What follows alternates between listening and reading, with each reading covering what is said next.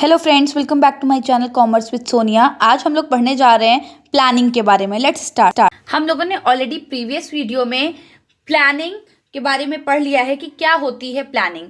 आज हम लोग पढ़ने जा रहे हैं प्लानिंग की इंपॉर्टेंस और लिमिटेशंस। वन बाय वन हम इसे डिस्कस करेंगे। पहली इंपॉर्टेंस है, इट प्रोवाइड्स डायरेक्शन।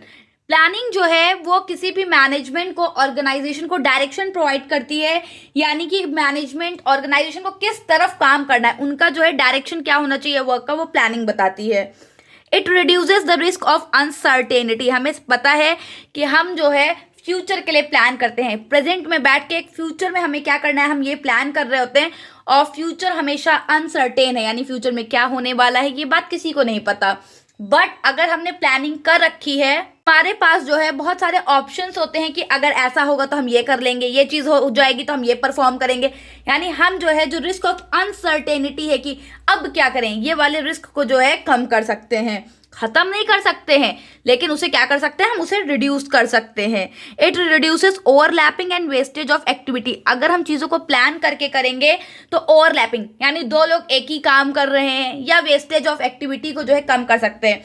जैसे कि हमारे घर पे भी ये चीज़ है कि कोई फंक्शन होने वाला है, तो अगर हम पहले से प्लान कर लें कि सारी वेजिटेबल्स की शॉपिंग करने पापा जाएंगे और अब बाकी सामान की शॉपिंग करने मम्मी जाएंगी, तो ये क्या हमने पहले से प्लान कर लिया, तो दोनों लोग अलग अलग जाएंगे, शॉपिंग करके आएंगे।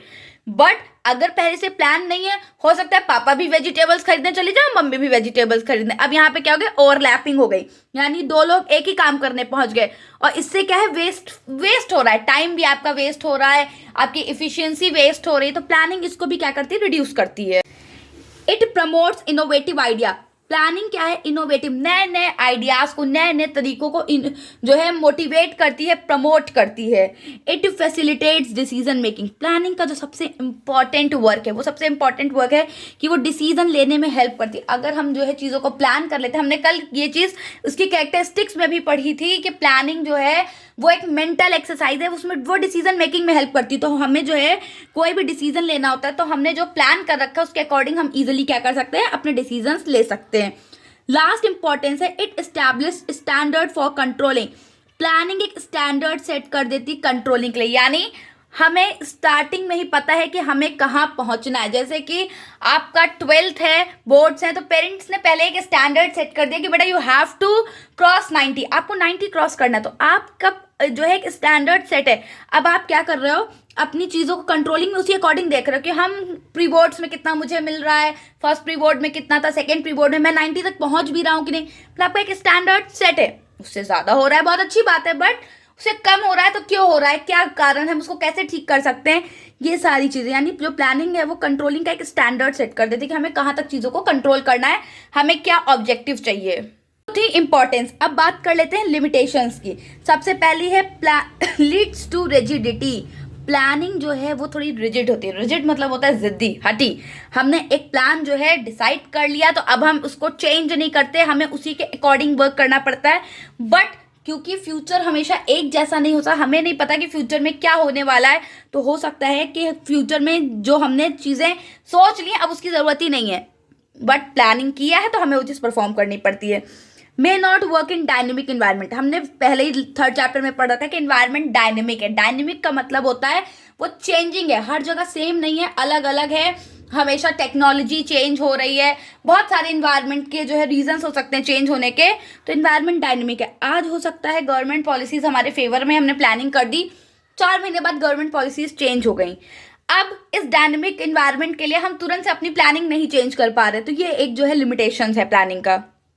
Planning reduces creativity. प्लानिंग जो है वो क्रिएटिविटी कम कर देता है। क्रिएटिविटी कैसे कम कर देता है, जो भी मेंबर्स हैं ऑर्गेनाइजेशन के, जो भी वर्कर्स हैं, उनको एक पाथ बता दिया गया, एक रास्ता दिखा दिया गया कि आपको इसी पाथ पे जो है चल के अपना वर्क करना है। अब वो अपना माइंड जो है इधर उधर चला ही नहीं रहे कि हम और क्या कर सकते हैं कि हम बेस्ट गोल जो है हमारा उसे अचीव कर सके। वो उस गोल को अचीव करने के लिए कुछ कर ही नहीं रहे, क्योंकि उनको क्या कर दिया गया, उनकी क्रिएटिविटी खत्म कर दी गई, उनको एक रास्ता बता के। तो प्लानिंग जो है क्रिएटिविटी को रिड्यूस करता है। Involve huge cost. सबसे बड़ा लिमिटेशन ये है कि जो प्लानिंग है वो बहुत ज़्यादा कॉस्ट टेकिंग है। यानी प्लान करने के लिए हमें क्या चाहिए होता है, हमें बहुत ज़्यादा क्वालिफाइड लोग चाहिए होते हैं, एक्सपीरियंस लोग चाहिए होते हैं, और हमें बहुत ज़्यादा इक्विपमेंट्स, डिटेल्स, डेटा सब चाहिए होता है प्लानिंग के लिए। तो प्लानिंग जो है बहुत ज़्यादा कॉस्ट टेकिंग होती है, टाइम कंज्यूमिंग प्रोसेस है। प्लानिंग एक दिन में नहीं होती है, ये एक टाइम कंज्यूमिंग प्रोसेस है। जैसे कि कल हम लोगों ने पढ़ा था कि प्लानिंग जो है वो एक कॉन्टिन्यूअस प्रोसेस, मतलब कभी खत्म ही नहीं होता, नेवर एंडिंग है, चलता ही जा रहा है, चलता ही जा रहा है। तो वो एक टाइम कंज्यूमिंग प्रोसेस है। और जो भी आपके छोटे ऑर्गेनाइजेशन है, स्मॉल बिजनेसेस हैं, उनके लिए फिर प्लानिंग सूटेबल नहीं होती, क्योंकि ना ही उनके पास इतना पैसा है और ना इतना टाइम है कि वो जो है प्लानिंग में इन्वेस्ट कर सकें। does not guarantee success. Last and the very important limitation is does not guarantee success. ऐसा नहीं है कि आपने प्लानिंग कर ली है तो अब ये 100% हो गया है कि दैट हम वो गोल अचीव ही करने वाले हैं। नो, ऐसा नहीं है। आप जो है सक्सेस अचीव करने वाले हैं, इसकी गारंटी प्लानिंग नहीं ले रहा है। प्लानिंग ये कह रहा है कि आप ये काम करेंगे तो आप सक्सेस कर सकते हैं, आप वो गोल अचीव कर सकते हैं, बट वो 100% गारंटी नहीं ले रहा है कि इसको करने के बाद आप गोल अचीव करने ही वाले हैं। तो ये थे आपके importance and limitations of planning. अब बात करते हैं स्टेप्स ऑफ प्लानिंग प्रोसेस। जो स्टेप्स हैं प्लानिंग में, टोटल 7 स्टेप्स में जो है प्लानिंग प्रोसेस आपका कंप्लीट होता है। और ये बहुत ज़्यादा इंपॉर्टेंट है, case study point of view से भी जो स्टेप्स हैं वो बहुत ज़्यादा इंपॉर्टेंट हैं। डायरेक्टली और इनडायरेक्टली कोई ना कोई स्टेप जो है पूछ ही लिया जाता है। तो सबसे पहला स्टेप होता है setting objectives. It means the first and the foremost step of planning is setting up the objective or goals. सबसे पहला काम प्लानिंग का होता है ऑब्जेक्टिव को सेट करना, गोल्स को सेट करना, यानी बिजनेस का जो है क्या गोल है ये देखना।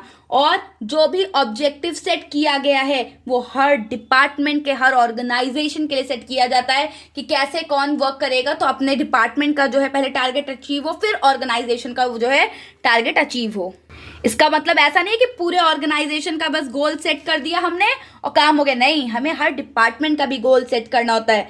After setting the goal the next step is to develop premises. Premises का मतलब होता है एजम्पशंस। ऑलरेडी हम लोगों ने पढ़ रखा है एजम्पशंस मतलब, क्योंकि प्लानिंग आज के लिए नहीं है, प्लानिंग हम फ्यूचर के लिए कर रहे हैं। तो फ्यूचर अनसर्टेन है, डायनेमिक है। अभी हमने पढ़ा कि फ्यूचर जो है डायनेमिक है, अनसर्टेन है। तो हम क्या करते हैं, एज्यूम करते हैं कि फ्यूचर में ऐसा होगा तो हम ये वर्क कर रहे हैं, हम ये मान रहे। तो ये जो एजम्पशंस हम बना रहे हैं फ्यूचर के लिए, इन्हीं को हम कहते हैं प्रीमिसेस। और इन तो प्लानिंग में ऑब्जेक्टिव सेट करने के बाद जो नेक्स्ट स्टेप होता है वो होता है कि हम जो है एजम्पशंस जो है प्लानिंग में कर लें कि हमें फ्यूचर के लिए क्या एजम्पशंस रिक्वायर्ड हैं। और हमारे जो फ्यूचर के प्लान्स हैं वो इन्हीं एजम्पशंस पे जो है बेस्ड होते हैं। जो भी एजम्पशंस हम यहाँ डेवलप कर रहे होते हैं वो सभी के लिए सेम होते हैं। सारे डिपार्टमेंट्स में जो भी पर्सन्स होते हैं, जो भी वर्क कर रहे हैं, जो भी प्लान्स बना रहे हैं, उन सबको ये प्रीमाइसेस यानी ये एजम्पशंस पता होते हैं और सबको वो फॉलो करने होते हैं। ऐसा नहीं कि 2-4 एजम्पशंस पता है बाकियों को नहीं पता है, नहीं, सबको वो एजम्पशंस पता होते हैं और सब उन्हें फॉलो कर रहे होते हैं। Next is identifying alternative course of action. अब हमने ऑब्जेक्टिव सेट कर लिया, एजम्पशंस बना लिए, अब हमारे पास अल्टरनेटिव कोर्स ऑफ एक्शन क्या है, यानी इस ऑब्जेक्टिव को पूरा करने के लिए अलग अलग अल्टरनेटिव्स क्या हैं, हम उनको आइडेंटिफाई करते हैं। After setting the objectives and making assumptions about the future, the next step is to determine alternative course of action through which organization can achieve its objective. यानी हम अलग अलग जो है अल्टरनेटिव्स देखेंगे कि कैसे कैसे हमारे पास अल्टरनेटिव अवेलेबल है कि हम इस ऑब्जेक्टिव को अचीव कर सकें।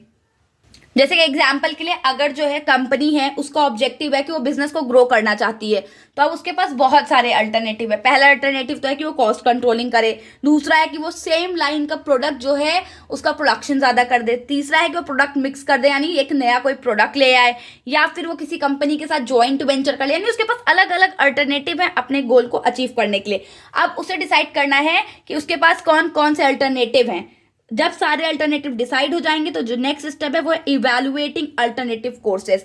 अब हमने क्या किया, हमने सारे अल्टरनेटिव्स को जो है देख लिया कि मेरे पास क्या क्या अल्टरनेटिव्स। अब हम एक एक अल्टरनेटिव को इवैल्यूएट करेंगे उनके प्रोज एंड कॉन्स पे, यानी उनमें क्या हमें प्रॉफिट है, क्या हमें लॉस है। उस बेसिस पे हम सारे अल्टरनेटिव्स को क्या करेंगे, इवैल्यूएट करेंगे यानी चेक करेंगे और देखेंगे कि हमारे लिए बेस्ट अल्टरनेटिव कौन सा है। तो जो नेक्स्ट स्टेप है वो यही है, to identify the best alternative, selection of alternative and selecting an alternative. Evaluate, पहले आइडेंटिफाई करेंगे अल्टरनेटिव्स को, फिर उनको इवैल्यूएट करेंगे प्रोज एंड कॉन्स पे, फिर सेलेक्ट करेंगे बेस्ट अल्टरनेटिव को। और यही जो है रियल पॉइंट है डिसीजन मेकिंग का, यानी सबसे ज्यादा जो रियल पॉइंट होता है कोई भी डिसीजन मेकिंग का वो यही है। जहाँ पे हमें सेलेक्ट करना होता है अपने बेस्ट अल्टरनेटिव को, और हम उसी को सेलेक्ट करते हैं जिसमें कि हमें हमारे पास लीस्ट नेगेटिव जो है कॉन्सिक्वेंसेज होते हैं, यानी हमको सबसे ज़्यादा प्रॉफिट उसी अल्टरनेटिव को चूज करने पे होगा, उसी वाले को हम सेलेक्ट कर लेते हैं। Then the next step is implementation of plan. यहाँ तक का प्रोसेस आप करके अगर रुक गए तो पूरी प्लानिंग बेकार है, वो किसी काम की नहीं है। जो सबसे इंपॉर्टेंट स्टेप है जहाँ पे आके आपको बाकी मैनेजमेंट फंक्शंस के लिए काम करना होता है, वो है इम्प्लीमेंटेशन ऑफ प्लान। जब तक हमने प्लान बना के अपने पॉकेट में रख रखा है उसका कोई यूज नहीं है जब तक कि हम उसे इम्प्लीमेंट नहीं कर रहे हैं। तो इम्प्लीमेंटेशन ऑफ प्लान, जो हमने यहाँ अल्टरनेटिव सेलेक्ट किया, जो हमारा ऑब्जेक्टिव था उसके लिए जो सेलेक्ट किया है, अब बारी है उसको इम्प्लीमेंट करने की, यानी उस प्लान को एक्शन में लाने की ज़रूरत है। जो हमने इतने सारे अपने अल्टरनेटिव्स को देखा, उनको आइडेंटिफाई किया, उनके प्रोज देखे, कॉन्स देखे, उनमें से बेस्ट सेलेक्ट किया है, अब हम उसको इम्प्लीमेंट करेंगे, उस प्लान को एक्शन में लेके आएंगे। और जो लास्ट स्टेप है, क्योंकि इसके बिना तो कोई भी प्लानिंग प्रोसेस नहीं कंप्लीट होता है, वो है फॉलो अप एक्शन। यानी जो हमने प्लान जो है एक्शन में लेके आए हैं, हम यहाँ चेक कर रहे हैं कि जैसा हमने सोचा था हमारा प्लान वैसा ही वर्क कर रहा है कि नहीं। ऐसा तो नहीं है कि हमने जो सोचा था उससे हट के कुछ हमारा प्लान चल रहा है। तो ये लास्ट स्टेप होता है किसी भी प्लानिंग प्रोसेस का, कि ये देखना कि हमने जो भी एक्टिविटीज़ जो है हमने जो भी इम्प्लीमेंट किया था एक्टिविटीज़, उन्हीं को परफॉर्म की जा रही है कि नहीं, वैसे ही चल रही है, शेड्यूल्ड हैं वैसे ही कि नहीं, और अगर नहीं है तो क्यों नहीं है, ये आइडेंटिफाई करना, फिर वही प्लानिंग प्रोसेस स्टार्ट हो जाता है। तो ये था आपका प्लानिंग प्रोसेस। अब हम कल अपने नेक्स्ट वीडियो में पढ़ेंगे type of plans. I hope कि आपको वीडियो पसंद आई होगी। ऐसी और वीडियो के लिए प्लीज़ मेरे चैनल को सब्सक्राइब करें। Thank you.